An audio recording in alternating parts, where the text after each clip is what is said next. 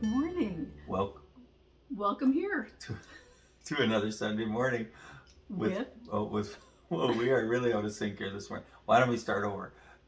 Good morning. Welcome here. We're still out of sync. Oh, well, yes, to another Sunday morning with Paul and Angie Wagler. Well, that was from arisenow.ca. Considering how many times we've said that opening line, we still really flubbed it. I think we're at 181, perhaps? Quite a few. Yes. And we might not have said that all so well right in the beginning. But anyway, we are in this journey of looking at Matthew 7. Matthew 7. And we are so glad that you are here with us. And we want to say, if you missed the first week, this is week number 2. If you missed the first week, you can go back and check that out.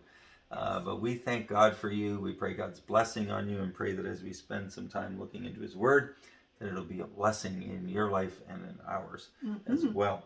And so, Angie, last week we talked Matthew 7 verses 1 to 5, which talks about not judging others with the measure you use. We talked about specks in our eyes and planks. And we should have brought a plank.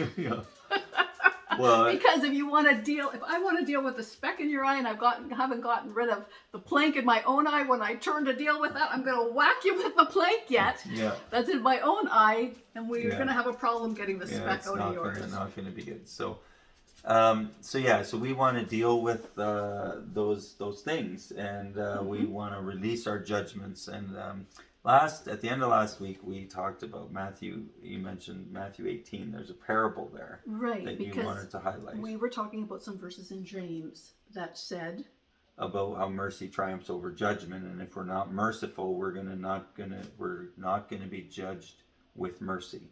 Right. And I was like, oh my word, that is a harsh reality. I want to be judged with mercy because I know I need mercy. Right. And so then I said your homework for this past week was to read Matthew 18.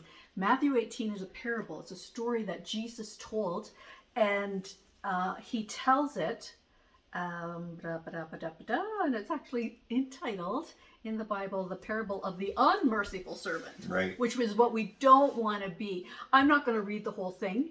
If you didn't do your homework, you can do it again this week. You can just summarize it. I'm going to summarize it. Yes. So there was a servant who came to his master, and he owed him a lot of money, but he couldn't pay. And the master forgave him his debt. Yeah. He had no sooner been forgiven that debt, like let's say it was millions of dollars. Right. He goes out and he grabs another servant and says, "You owe me $10. You owe me $10. Pay up, or I'm gonna, put you in prison." Right. And that other servant said, if you'll be patient with me, I will pay you, but I don't have the money right now. And he wasn't patient with him. He wasn't merciful. He went after that man and to the full extent of the law. Well, the other servants, they weren't real happy with what had happened. They said, this isn't quite right. So they said to the master, you forgave that man that big debt, but he wasn't merciful to his fellow servant for just a small debt that was owed to him. And the master called that servant back in, and it didn't go well for him. He's like, why would you have not been merciful? Like I was merciful to you, why would you have not shown that same mercy to someone else?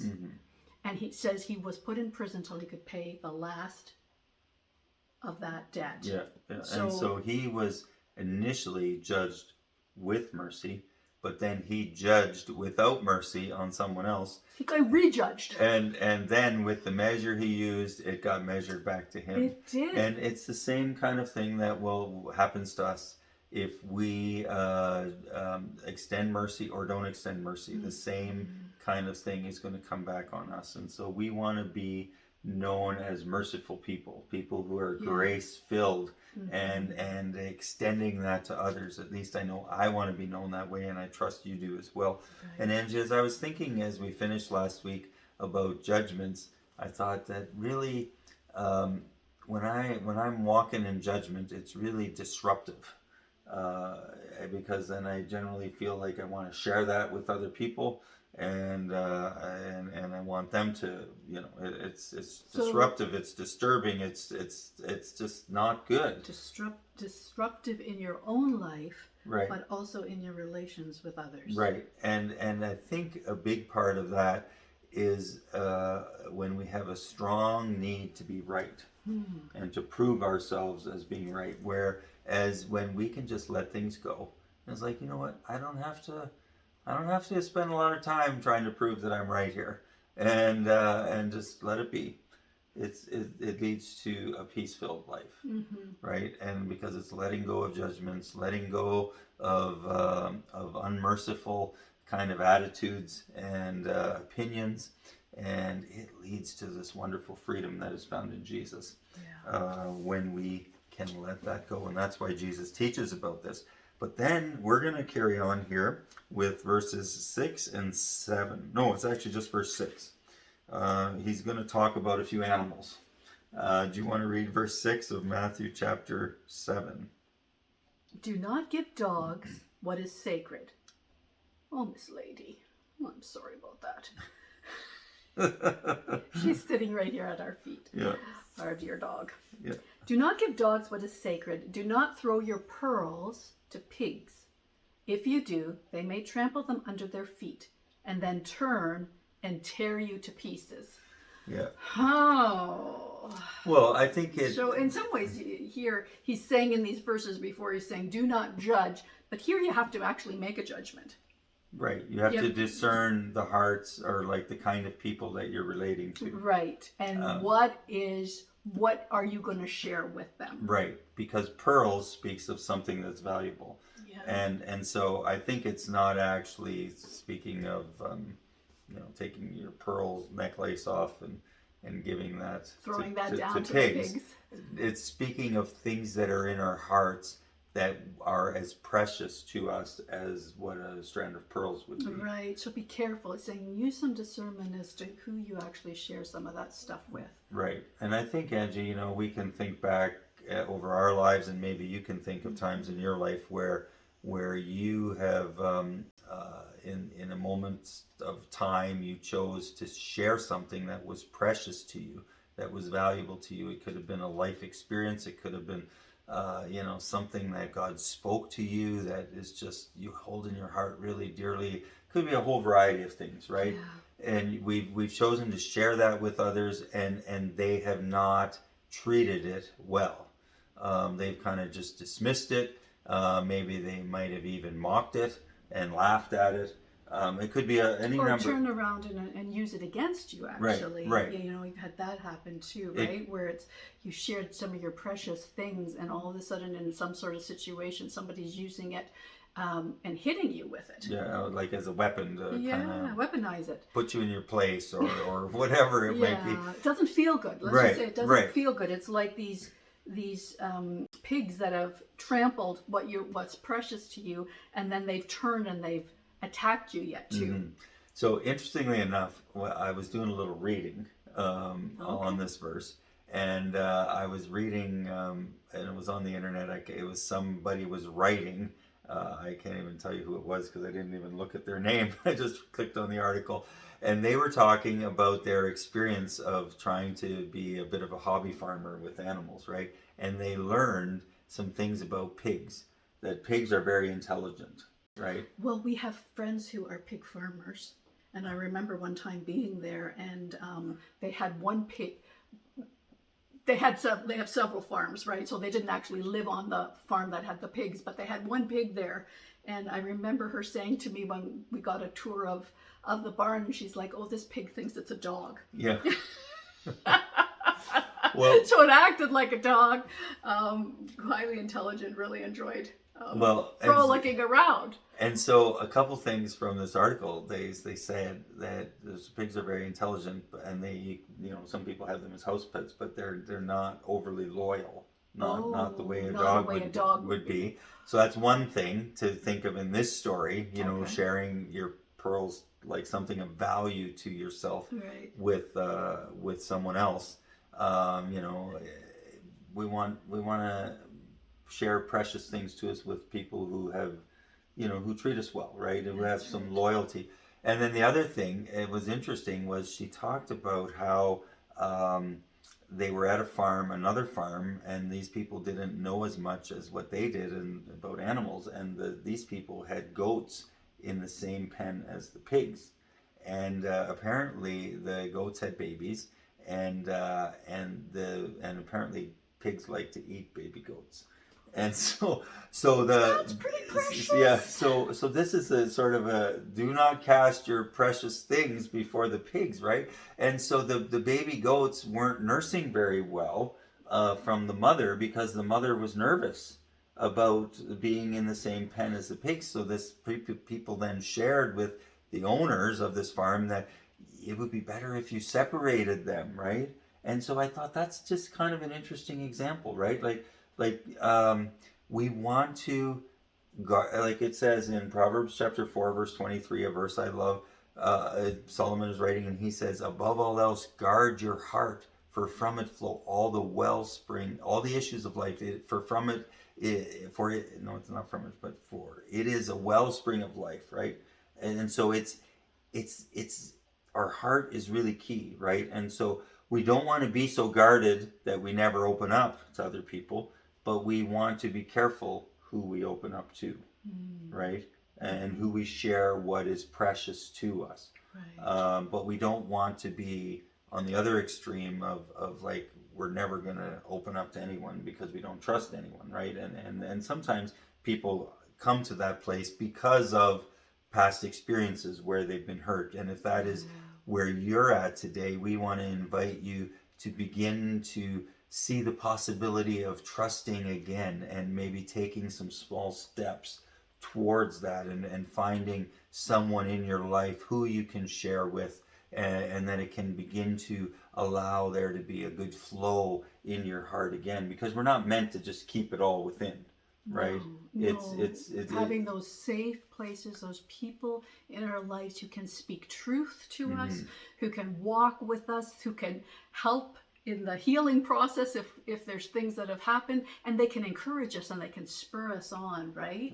So I think we all need that, and then into the various degrees that goes, right? Like Jesus had the 12 disciples, who we call the apostles, who walked with him, and then in that midst of that group, it often talked about the three. Peter, James, and John, who he'd pull a little closer and he'd say, you're going to come with me here. We're going to raise the dead here, or whatever they were going to do, right? In the Gethsemane, he's like, you three come closer. There was something pretty special in the relationship with those three. Right. And so realizing that we have different levels of relationship, right? And so I share pretty openly with a couple other people, obviously with you, but then there's some others, but I don't, sitting at the lunchroom table at work, with 6 or 7 other people, I'm not just gonna share the same in the same way there. We want to have discernment as to when to share things that are really precious and of value to us, and that's this whole idea of not casting our pearls before pigs, and because they're gonna, it says they're gonna take and misuse it. And so I think that where that has happened, and because that brings hurt into our heart, and we just want to speak that there's hope, that we don't have to carry around that hurt. We can bring that to the Lord and allow his soothing love to come and flow over our innermost beings, our soul, our mind, will, and emotions, and we can be healed. We can be made whole once again, so that we can begin to trust, and then it's learning appropriate boundaries, right? Where we can share and where it's best to not share. Right. So I want to flip this on the other side, right? So Jesus here is saying, do not give dogs what is sacred, do not throw your pearls to pigs. And so that's the discernment that we need in what to share. Now, if somebody's sharing their heart with us, how are we gonna respond to them, and what are we gonna do with that information? Right. So that's the other side of the coin here. When we look at that, like, what does wisdom say to us? If we don't, like before, with a measure, just jumping back to the beginning, Yeah, in verse 2, in the same way you judge others, you will be judged, and with the measure you use, it will be measured to you. So when somebody is sharing their heart with me, if someone is sharing things that are very precious, what will I do with that? Right. Right? Like, That's really I good. don't want to be on the other foot and use that, weaponize that stuff towards somebody else either. Right. And so I think these are the things that we sort and sift in our own hearts. Mm-hmm. What kind of a person do we want to be? Right. How will we respond to the needs, the hurts, the gems that God is doing in people's hearts? Mm-hmm. So this has to do with our own character. Because we don't want to act like dogs and pigs. Woof woof. No, we're not going to do any more animal noises. No. I mean, I think that's really... that's the other side of this Right. stuff. When we look at this, we can, so often people will blame others. Mm-hmm. They didn't treat me right, whatever. I remember one time I was dealing with the Lord, and there was several situations that came up where I had been really hurt by people. Mm-hmm. And so I was praying, and I was speaking to the Lord forgiveness to those people, and as I was doing that, I was releasing them to the Lord. As I was doing that, in each situation, the Lord showed me some situation where I had done pretty much the same thing to somebody else. Mm-hmm. Now that's pretty humbling, when we recognize that we do these things too, and we need to change. That repentance is changing the way we think, changing the way we act. Mm-hmm. And so we don't have to be dog and pigs either. Yeah. So Jesus was saying, you be careful where you share some of this stuff, because some of these things can happen, but we don't want to be the ones that are doing this either. Right. And that's really excellent, Angie. I'm so glad that you flipped that around, because I was thinking of it mainly from our perspective, when we have something valuable, to have good discernment, but we also want to treat as valuable, which is really what honor is about. We want to treat others in an honoring way when they have chosen to share something that's precious to us, mm-hmm. right? And I think that what happens when we haven't got the first part of Matthew 7 figured out, the whole judging thing, is that sometimes I know in my life I've done this, that when people have shared precious things to me, I haven't responded well. Because I've judged them. It's like, oh, well, why did they struggle with that? They shouldn't have, or whatever it could be. And it's like, and then it comes back to this whole thing of that I have this need to prove that I'm right, and I need to tell them. And what came to my mind, Angie, when you're talking about that, I remember listening to a podcast a number of years ago where Rick Warren was being interviewed. And he's the pastor of Saddleback Church in California that has grown to many thousands of people. And he was sharing, a lot of really helpful pastoral insights that he's learned over the years. And this one really stood out to me. And he said he's learned that in relating to people, that the deeper the pain and the deeper the loss they're experiencing, the less words he should speak. Mm. And I was like, wow, that is a great revelation. People are in this vulnerable place. They're dealing with something that is precious and valuable to them, that they're struggling with, whatever the situation might be, and just loving them, right? You don't always need to have the answer. Right. Yeah. You can sit. Yeah. And comfort people and grieve with people and know that love people. You don't always have to give an answer. They're not. People aren't always looking for the answer of this, they have to do this or they have to do that or whatever. It's just know the pain that I'm in. Right. And so I just thought, wow, that is a really good truth. The greater the pain, the greater the loss, the less words I should speak, mm-hmm. when relating with them. Yeah. And so we just want to think about those things as it relates to dogs and pigs and what is sacred and precious to us and what is sacred and precious to other people, and when they share that with them, or when we share it with them, or they share it with us. That's the way I meant to say that. Right. And so that we can be people that are known as kind and loving and not full of judgments. Because with the measure we use, it's going to be measured to us. Right? Yeah. These are the lessons from the farmyard. Yeah. And no more animal noises coming from this. So we got through another verse. Yes, we did. And so those first 6 verses really are kind of a package, at least in the NIV Bible. It has the headings, and so the next heading is ask, seek, and knock, and that starts at verse 7. And I think we're gonna get into that next week. Yes. And so we invite you to read ahead, read over Matthew 7, and just there's a number of different sections and different subjects that Jesus covers, and we're just going to work our way through that in the next few weeks. Mm-hmm. And so remember, do not give the dogs what is sacred. Do not throw your pearls to pigs. Let's release our judgments and be the ones who can be trusted when people share valuable things with us.